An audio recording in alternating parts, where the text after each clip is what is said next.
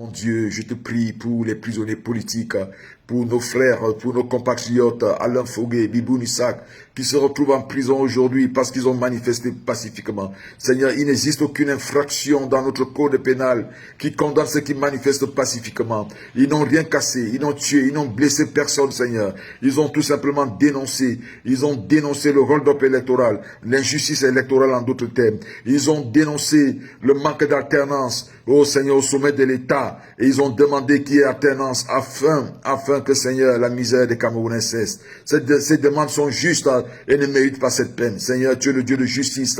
Établis maintenant ta justice. Maintenant, Seigneur, apporte ton jugement dans cette affaire alors que les hommes ont déjà jugé. Les magistrats ont rendu cette décision, Seigneur, qui est inique, qui n'est pas une bonne décision. Il faut le reconnaître, Seigneur, parce que cette décision, elle ne cadre pas avec notre code pénal. Et oh Seigneur Jésus, ils ont exercé des voies de recours. Seigneur, tu vas toucher les autres magistrats, ceux qui vont connaître maintenant de ces recours-là, qu'ils ordonnent par ta main puissante leur libération. Au nom de Jésus-Christ. Amen, amen, amen. Chacun d'entre vous, là où vous êtes chez vous, couché dans ton lit, lève-toi et partage cette prière du monde. Que chacun d'entre vous, le Seigneur, apporte la santé de fer, qu'il mette en toi la foi et la force de David, qu'il mette en toi le courage de Samson, frérot. Qu'à l'intérieur de ton corps, le Seigneur verse l'amour qui déplace des montagnes. Que le Seigneur, à l'intérieur de ton corps, tu te réveilles, t'écoutes le 6h30, que le Seigneur t'apporte une santé de fer, que le Seigneur là-haut t'apporte le courage et la foi de Samson, et surtout qu'il verse en toi l'amour qui déplace les montagnes. Que le Seigneur libère ton âme et ton esprit de la colère. L'esprit de colère qui nous oppose les uns aux autres. Que le Seigneur élimine et enlève de ton âme l'esprit de faiblesse.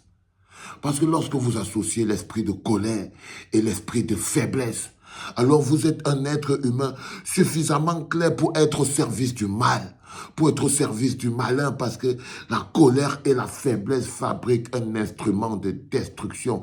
Que le Seigneur libère vos cœurs et vos esprits de la colère et de la faiblesse, ces deux esprits qui transforment les êtres humains en des instruments du malin. Et une fois que le Seigneur vous a enlevé la colère, l'esprit de colère et de faiblesse à l'intérieur de vous, qu'il vous donne la foi et le courage de David. La foi et le courage de David, cette foi et ce courage qui ont permis à David de se dresser contre Goliath.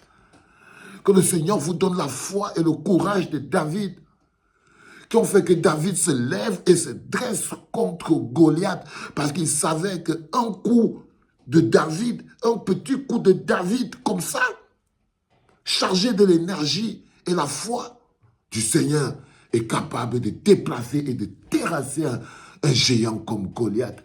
Que chacun d'entre vous ce matin dans sa vie reçoive le courage et la foi de David. Une fois que vous avez le courage et la foi de David, que le Seigneur mette en vous la force de Samson. Que le Seigneur mette en vous la force de Samson, cette force capable d'attraper un lion et de s'en débarrasser à main nue. Oh, croyez-moi les enfants, que le Seigneur vous donne la force de Samson, celle qui vous permettra de vous, à main nue, de pouvoir mener les combats qui sont les vôtres. Et qu'à l'intérieur de vous, il déverse l'amour qui déplace les montagnes. L'amour qui déplace les montagnes. Chaque fois que le Seigneur libérera votre cœur de la colère et de la faiblesse, qu'il y verse l'amour. L'amour qui déplace les montagnes. L'amour qui rend beau. L'amour qui rend heureux. Qu'il remplisse dans votre cœur l'amour qui construit un pays. L'amour qui construit les ponts. L'amour qui pardonne. L'amour qui transforme les populations en peuples. Que le Seigneur verse à l'intérieur de vous l'amour qui traverse les peuples, qui transforme les populations en peuples. Une fois que vous êtes libéré de cette colère et de cette haine qui vous ronge, une fois que vous êtes rempli de la foi et du courage de David face à Goliath, une fois que vous aurez en vous la force de Samson, que le Seigneur déverse à l'intérieur de vous l'amour qui libère, l'amour qui transforme les populations en peuple. Parce que le Seigneur sait là-haut qu'il n'y a qu'un peuple qui construit un pays. Il n'y a qu'un peuple qui construit un pays. Il n'y a qu'un peuple qui apporte le développement.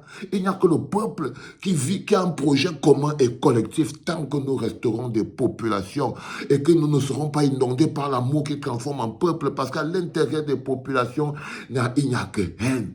Il n'y a que rejet. Seigneur, vide le cœur et le corps de ces populations de la haine, du rejet de l'autre pour pouvoir en faire un peuple rempli de l'amour qui fait des populations un peuple. Seigneur, remplis-nous de l'amour qui font des populations un peuple. Tant que nous ne sommes pas un peuple dans l'amour, dans la fraternité républicaine, tant que nous n'arrivons pas à voir le frère à Camerounais et ne pas voir un Béti, ne pas voir un Boulou, ne pas voir un Nanga, ne pas voir des tonnes, mais d'abord voir un Camerounais, nous ne nous en sortirons pas. Seigneur, mets le discernement dans chacun d'entre nous, que nous puissions d'abord voir le Camerounais avant de voir l'ethnie. Seigneur, mets le pays et le Cameroun au-dessus de nos vies. Mets notre pays et notre Cameroun au-dessus de nos ethnies, au-dessus de nos intérêts individuels et personnels. Seigneur, transforme ton peuple, transforme mon peuple en des hommes capables de développer et d'apporter de l'amour et du bonheur. 6h32 ce matin est un appel beaucoup plus... Le 6h30 de ce matin est un appel, mon Dieu.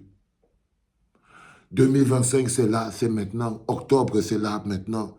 Seigneur, ton peuple va devoir se lancer à sa propre lutte. La lutte que tu lui as donnée, la lutte de sa propre libération. Tu l'as dit toi-même, on doit tous nous battre pour notre propre libération. Donne-nous le courage, la détermination et la force. Et si jamais on tombe, et si chacun d'entre nous tombe, Seigneur, relève-le 3 fois. Si chacun d'entre vous, chacun d'entre nous qui tombera, que le Seigneur vous relève 3 fois. Qu'à chaque chute, vous vous relevez 2 fois plus fort. Qu'à chaque chute, vous vous relevez 2 fois plus propre. Qu'à chaque chute, vous vous relevez 2 fois plus déterminé. 2 fois plus propre, 2 fois plus fort, 2 fois plus déterminé.